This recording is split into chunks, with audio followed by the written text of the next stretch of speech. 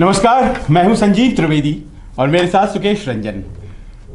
देश की आज़ादी के 2 दशक बाद तक जो सबसे ज़्यादा प्रभावी विचारधारा थी, जाहिर है हम सब जानते हैं कांग्रेस की विचारधारा, जनसंघ भी था, वामपंथ भी था, लेकिन इन सब विचारधाराओं से बहुत आगे कांग्रेस की विचारधारा को असली टक्कर 60 के दशक के आखिर में मिलने लगी। लोहियावाद जिस तरह से हावी हुआ, उस वक्त के युवाओं को अपने आगोश में लेता चला गया और वो विचार समाजवाद के सबको छूते चले गए। और जाहिर है समाजवादी आंदोलन जो उस वक्त शुरू हुआ है, आज तक रूप बदल बदल करके उतना ही मौजूद है। और उसी मौजूद विचार के साथ जुड़े रघुवंश प्रसाद सिंह, तमाम बड़े बड़े दिग्गजों के पीछे खड़े लाइन में रघुवंश प्रसाद सिंह। और जैसा कि होता है, समाजवादी आंदोलन से जुड़े लोगों की जो पूछ होती है, उनके जाने के बाद शायद ज्यादा होती है। आज जब हम बात कर रहे हैं रघुवंश प्रसाद सिंह की, पंचतत्व में विलीन हो चुके वो, लेकिन उसके बाद उनकी विरासत पर युद्ध छिड़ गया है बिहार में। जनता दल यूनाइटेड नई क्लेमेंट के तौर पर सामने है। वो कह रही है रघुवंश बाबू तो आखिरी दिनों में हमारे पास आ गए थे।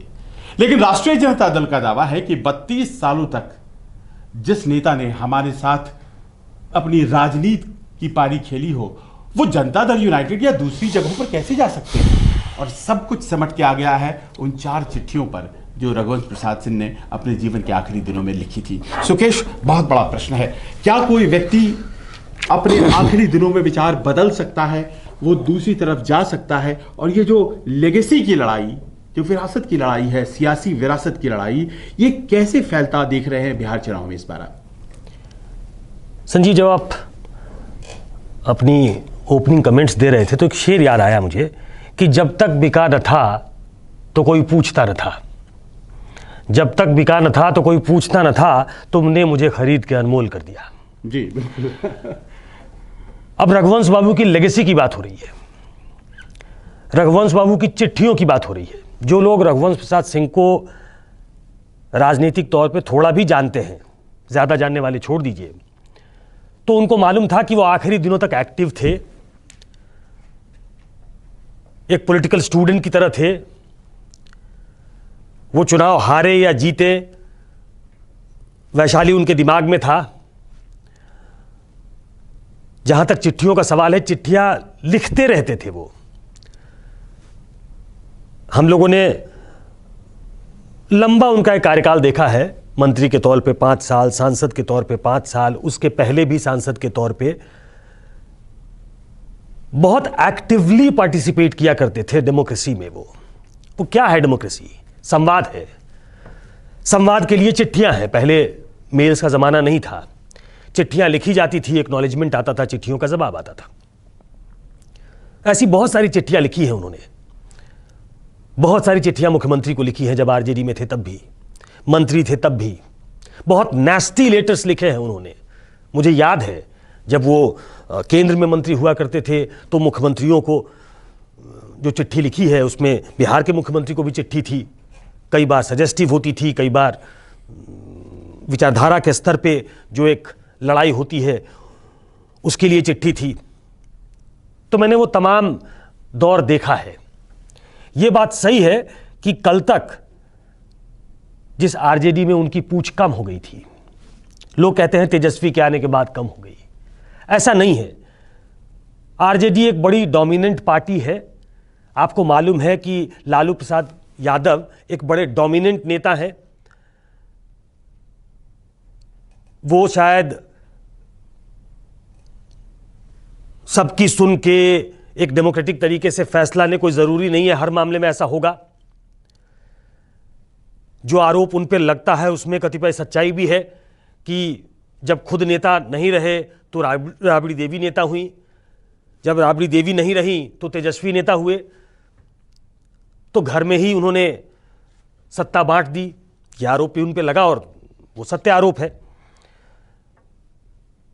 कई बार रघुवंश प्रसाद सिंह वहां फिगर नहीं करते थे, लेकिन दूसरी तरफ रघुवंश प्रसाद सिंह ही एक ऐसे नेता थे। मुझे एक वाकया याद आता है और मैं बता दूं, एक इंटरव्यू दिया था उन्होंने जिसमें उनसे पूछा गया कि आप कैसे आंकते, कितने नंबर देंगे आप लालू प्रसाद यादव को।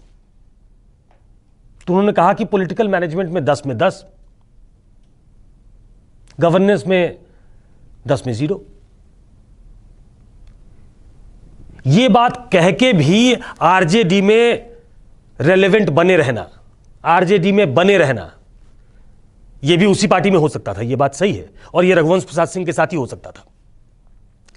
अब यह लड़ाई जो है, यह तो सामने अगर चुनाव नहीं होता तो यह लड़ाई नहीं होती। उनकी डेड बॉडी आरजेडी दफ्तर जाएगी कि नहीं जाएगी, उन्होंने आरजेडी से इस्तीफा दे दिया है, प्रधानमंत्री से लेकर मुख्यमंत्री तक उसमें कूद पड़ना।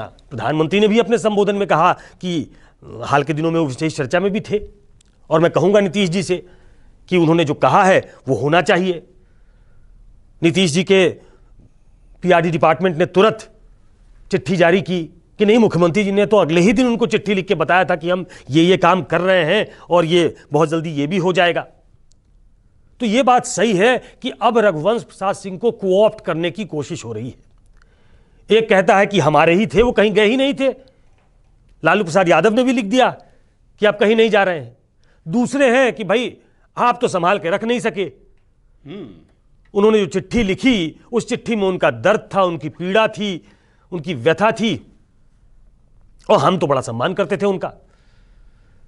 तो यह बात सही है कि राजनीति में अगर चुनाव ना हो और चुनाव इस वक्त पे ना होता तो शायद रघुवंश प्रसाद सिंह की लेगेसी की बात आज नहीं होती। आज रघुवंश प्रसाद सिंह को शायद उस तरीके से लोग याद नहीं करते, आज कर रहे हैं क्योंकि पॉलिटिकल जरूरत है। अब देखिए, जो बात कही जा रही है रघुवंश प्रसाद सिंह के बारे में, एक अवघर व्यक्तित्व उनका, बड़े ही फक्कर स्वभाव के अनोखे रघुवंश प्रसाद सिंह, जैसा कि इन्होंने बताया भी कि वो कुछ भी बोल सकते थे, और आरजेडी जाहिर है कि उनकी बातों में बहुत ज्यादा नाराजगी नहीं प्रदर्शित करती थी। दूसरे दलों में शायद यह अनुशासनहीनता बना लेते लोग, लेकिन ऐसी है आरजेडी, और ऐसे थे रघुवंश जी। हम लोगों ने ये भी कई बार दिल्ली के मंत्रालय, कृषि मंत्रालय में बैठे रहते थे 9 बजे रात तक, जबकि सब लोग चले गए होते थे उनके स्टाफ, लेकिन फाइलें पढ़ा करते थे और पढ़ करके साइन किया करते थे। और अभी पीछे मार्च के महीने में उनसे मुलाकात हुई थी, जब संसद का सत्र चल रहा था, उस वक्त उनसे मिले थे, और ऐसा लगता नहीं था कि रघुवंश जी इतनी जल्दी चले जाएंगे। और ये ज़रूर था कि उनके दिमाग में कुछ चल ज़रूर रहा था, क्योंकि मौजूदा स्टेट ऑफ अफेयर्स आरजेडी से वो बहुत खुश नहीं थे। अब बिहार में जो आज प्रश्न है सुकेश, वो ये है कि 4 चिट्ठियां उन्होंने लिखी हैं। एक चिट्ठी जिसमें उन्होंने इस्तीफा दिया है, उसके बाद 3 चिट्ठी और लिखी है। अब ये प्रश्न उठाया जा रहा है आरजेडी के द्वारा कि वो चिट्ठी तो लिख ही नहीं सकते हैं, वो तो बीमार थे, और एक बीमार व्यक्ति जो वेंटिलेटर पर चला गया वो चिट्ठी कैसे लिख सकता है। वहीं दूसरी तरफ जनता दल यूनाइटेड का दावा है, भाई चिट्ठी लिखी गई है, और जाहिर है हैंडराइटिंग, आप ही कह रहे हैं खूब चिट्ठियां लिखा करते थे, तो उनकी चिट्ठियां और उनका हैंडराइटिंग मिलाना कोई बहुत मुश्किल बात तो है नहीं। और 4 दिन में क्यों व्यक्ति कोई आस्था अपनी राजनीतिक नहीं बदल सकता है। तो ऐसे में सच कौन कह रहा है? देखिए, ऐसा नहीं कह सकते कि 4 दिन में आस्था बदल गई। ये आप सही कह रहे हैं, और ये बिहार की राजनीति को लोग जो गरीब से देखते हैं उनको मालूम है कि पिछले कुछ दिनों से रघुवंश प्रसाद सिंह बहुत खुश नहीं थे। जिस तरीके से वो पार्टी को चाहते थे, जिस राह पे चले, पार्टी उस राह पे नहीं थी। कुछ व्यक्तिगत आकांक्षाएं भी रही होंगी, हर किसी व्यक्ति की होती है। वो राज्यसभा नहीं जा सके, जिस तरीके से वो पार्टी चाहते थे। अब लोग रामा सिंह की एंट्री को भी जोड़कर देखते हैं उसमें। हाँ, जाहिर तौर पे उन्होंने विरोध किया होगा, कर रहे थे। ऐसे बहुत सारे कारण हैं। आप उनके साथ बैठते तो बातचीत के क्रम में वो बहुत सारी चीजें बताया करते थे। ये फौरी तौर पे उनकी आस्था कोई बदल गई ऐसी नहीं है। चिट्ठी तो वो लिख सकते थे, चिट्ठी में हैंडराइटिंग भी मोटे तौर पे उन्हीं की लगती है। अब वो चिट्ठी कब लिखी उन्होंने, वो कब वेंटिलेटर पे चले गए, इसकी पुष्टि तो नहीं हुई है। सिग्नेचर उनके लगते हैं, हैंडराइटिंग भी उनकी लगती है, मैं उनकी हैंडराइटिंग को पहचानता हूं। हैंडराइटिंग भी उनकी लगती है। हाँ, बीमार अवस्था में लिखा है उन्होंने, क्योंकि उससे स्पष्ट लिखा करते थे जब वो लिखा करते थे। तो अब मुझे इस बात की जानकारी नहीं है कि वो चिट्ठी कब लिखी गई, उस समय वो वेंटिलेटर पे थे कि नहीं थे, लेकिन वो आरजेडी में बहुत खुश नहीं थे। और पहली नजर में तो आरजेडी ने इस बात को एक्नॉलेज कर लिया था कि उन्होंने इस्तीफा दे दिया है, क्योंकि जेल से लालू प्रसाद यादव ने भी चिट्ठी लिखी कि आप कहीं नहीं जा रहे हैं। नहीं तो पहले दिन इस बात को कहा जाता कि रघुवंश प्रसाद सिंह ऐसा कर ही नहीं सकते, क्योंकि वो थोड़ा बीमार और हैं। क्योंकि वो बीमार हैं, अस्पताल में है, उसके और थोड़ा हमसे पहले अलग हो ही जाइए। नहीं सकते हैं। हाँ, हमसे अलग नहीं हो सकते, उसके थोड़ा पहले आइए। तेजस्वी यादव अस्पताल में उनसे मिलने गए थे, उसका कॉन्टेक्स्ट भी वही था कि वो मनाने गए हैं, वो कुछ चीजों के लिए तैयार करने गए हैं। उन्होंने जो उपाध्यक्ष पद से इस्तीफा दे दिया, बहुत दिन से उपाध्यक्ष थे वो। अब मुझे मालूम नहीं कि इस पार्टी में उपाध्यक्ष पद पे क्या होता है, उसकी फंक्शनिंग कैसे होती है, मुझे मालूम नहीं। छोटी पार्टियां, मैं सब पार्टियों की बात कर रहा हूं, उसमें आरजेडी भी आती। मुझे नहीं मालूम नीतीश कुमार जिस पार्टी के राष्ट्रीय अध्यक्ष हैं, अगर उसमें कोई उपाध्यक्ष है, मुझे नहीं मालूम, ध्यान नहीं है कि उपाध्यक्ष है भी कि नहीं। उसका उपाध्यक्ष क्या करता होगा मुझे मालूम नहीं, लेकिन वो बहुत दिनों से उपाध्यक्ष थे। वो इस्तीफा देना एक मॉरली आरजेडी को वीकन कर रहा था, तो तेजस्वी उनको मनाने भी गए थे।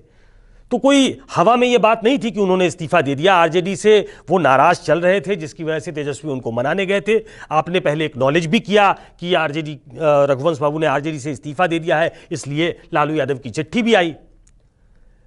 लेकिन इतनी जल्दी में सब कुछ हो गया कि वो इस दुनिया को छोड़कर चले गए, तो अब आरजेडी को लग रहा है कि कहीं इसमें कोई फाउल प्ले तो नहीं है।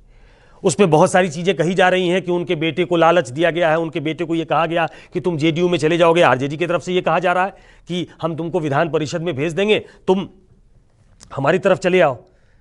कितनी निष्ठुर है राजनीति कि एक व्यक्ति जिसकी चिता अभी जली नहीं है, उसके नाम पे इस तरीके से राजनीति शुरू हो गई है, और वो भी रघुवंश प्रसाद सिंह जैसे व्यक्ति। देखिए, एक चीज तो प्रामाणिक तौर पे थी कि रघुवंश बाबू ताउम्र बीजेपी के खिलाफ रहे। वो सांप्रदायिक शक्तियों के साथ जाने को तैयार नहीं थे। वो लंबी लड़ाई में यकीन करने वाले व्यक्ति थे, हारने के बाद भी। उनसे बातचीत करिए तो उसमें बहुत मुखर तरीके से रघुवंश सिंह ये बात कहा करते थे। लोग उनको सांसद बनने के बाद से जानते हैं। राष्ट्रीय स्तर पे लोग उनको मनरेगा के जनक के तौर पे जाने कि एक ऐसा रोजगार गारंटी का कानून आया जिसको शायद सोनिया गांधी चाहती थी, एनएससी चाहती थी, और उसको एग्जीक्यूट करने वाले उसकी नोडल मिनिस्ट्री के मिनिस्टर रघुवंश प्रसाद सिंह थे। तो राष्ट्रीय स्तर पे उनको बाद में जाना गया। लेकिन आप चले जाइए, वो जिस समय से लालू यादव राजनीति में है, करीब करीब उसी काल से राजनीति में थे। कम लोगों को मालूम है 77 में वो कर्पूरी ठाकुर की मिनिस्ट्री में मिनिस्टर थे। उसके बाद लगातार एमएलए रहे, एमएलसी रहे। 96 में जाकर वो लोकसभा में आए, और फिर दिल्ली की राजनीति में जब एक्टिव हो गए तो लोग उनको दिल्ली वाले जानने लग गए। नहीं तो बहुत पुराने आदमी, कर्पूरी और लोहिया के पुराने समर्थक, कर्पूरी ठाकुर के बहुत पसंदीदा नेता कहे जाते थे। तो वो बहुत ही निराश और नाराज होने के बाद ही उस धारा को छोड़ के कहीं और जाने वाली व्यक्ति थे। जिस तरीके से वो लालू यादव के साथ खड़े थे कुछ साल पहले तक, मैंने उनको देखा है 2010 के चुनाव में। मैंने पहले भी एक बार जिक्र किया था कि बिल्कुल हताश, निराश लालू यादव थे जब 2010 का चुनाव हार गए थे। मैं किसी वजह से उस रास्ते में उनके घर ही जा रहा था, तो मैंने देखा गाड़ी एक निकल रही है, एक जीप। उस जीप में रघुवंश प्रसाद सिंह थे। मैंने उनको रोका, पूछा आप? बोला ऐसे समय में जाना जरूरी है, सेनापति है, उसका मोरल हाई रखना बहुत जरूरी है, अरे लंबी लड़ाई है। तो बहुत लोग ये कहते हैं कि वो अपनी धारा बदलने वाले लोग नहीं थे, लेकिन क्या सोशलिस्ट धारा के असली रिप्रेजेंटेटिव लालू यादव हैं?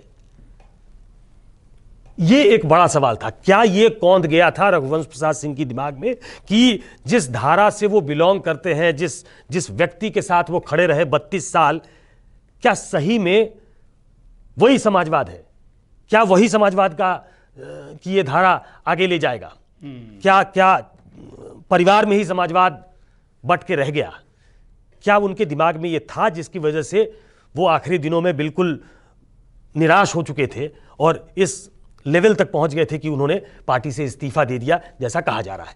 क्या ऐसा था? ये एक बड़ा सवाल है, और उसके प्रमाण दिखते हैं कि वो खुश नहीं थे, निराश थे, नाराज थे। तो हो सकता है कि उन्होंने ऐसा फैसला किया भी होगा। बिल्कुल। देखिए, वो चिट्ठी जो लिखी गई थी वो तो कहती है ये बात, और उस चिट्ठी का जो मजमून था पहली चिट्ठी का, उसे तो स्वीकार भी किया गया आरजेडी के द्वारा, और उस पर प्रत्युत्तर भी दिया गया। उसके ऊपर तेज प्रताप यादव ने बाइट भी दिया और कहा कि भाई एक लूटा पानी निकल जाएगा तो कोई दिक्कत नहीं है, लेकिन बाद में उन्होंने रिग्रेट भी किया। वो हमारे चाचा हैं और उसी हैंड राइटिंग में बाकी की चिट्ठियां आई हैं, और बाकी की चिट्ठियों में कहीं ना कहीं वो जो डिसइल्यूजन व्यक्ति, वो समाजवादी जिसकी चर्चा हम कर रहे हैं, उसकी ही बातें वहां लिखी हैं। ये स्पष्ट है, क्योंकि मैं मार्च के महीने की बात बता रहा हूं। उस वक्त भी वो थोड़ी नाराजगी दिखा रहे थे। जो स्टेट ऑफ अफेयर्स था राष्ट्रीय जनता दल में, बेटों को ही बना रहे हैं, या परिवारवाद के खिलाफ ही तो संघर्ष और संग्राम हमारा था, तो ये बातें उन्होंने कही थी।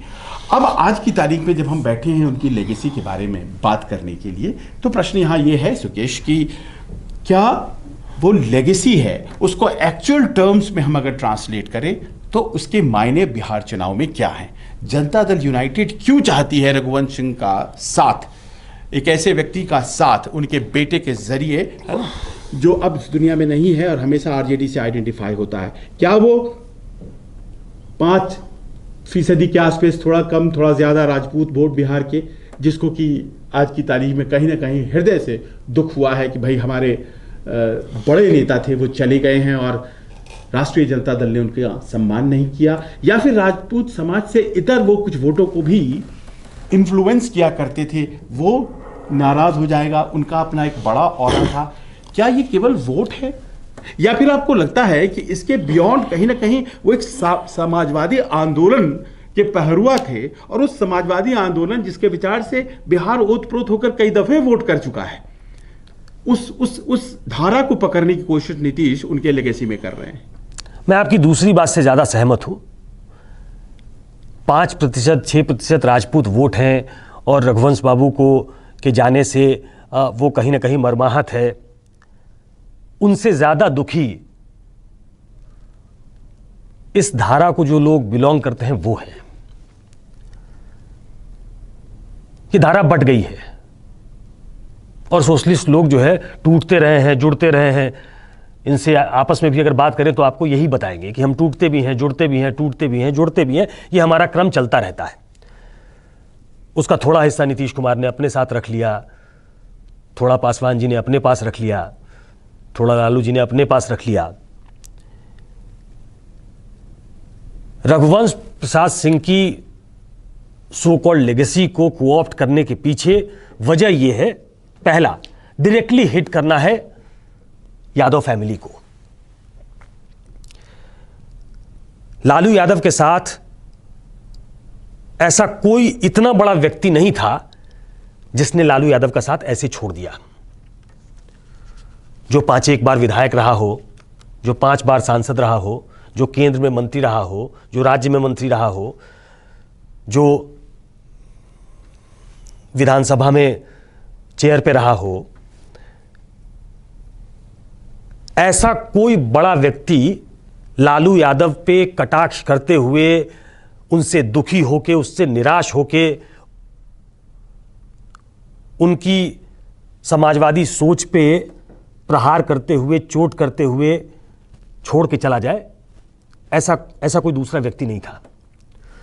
तो रघुवंश प्रसाद सिंह में एक पोटेंशियल है लालू यादव पे आइडियोलॉजिकल हमला करने का, कि जिस धारा की दुहाई आप देते हो, दरअसल उस धारा के आप हो नहीं। और ये हम थोड़ी ना कह रहे हैं, ये तो रघुवंश प्रसाद सिंह कह के चले गए, जो लोहिया और कर्पूरी के बड़े खास थे, जिन्होंने चिट्ठी में लिखा कि 32 साल आपके पीछे खड़े रहे, लेकिन उनको भी निराशा हाथ लगी आपसे। उस लेगेसी को कोऑप्ट करना है, पहले उसको हिट करना है व्यक्तिगत तौर पे, कि बहुत लोग तो जा ही रहे हैं, बहुत यादव चले गए आपके पास से, बहुत मुस्लिम चले गए आपके पास से, आपके यहां तो भगदड़ मची है। लेकिन इनका जाना, तो आप ये समझिए कि आपका जो आपने जो एक बिल्डिंग बनाई है वो कोलैप्स कर रहा है, ये दिखाने के लिए। और दूसरा, इस धारा से जुड़े लोग जो सच में कतार में आखिरी व्यक्ति जो खड़ा है उस तक पहुंचने की कोशिश कर रहा हो, चाहे वो जितने भी लोग हों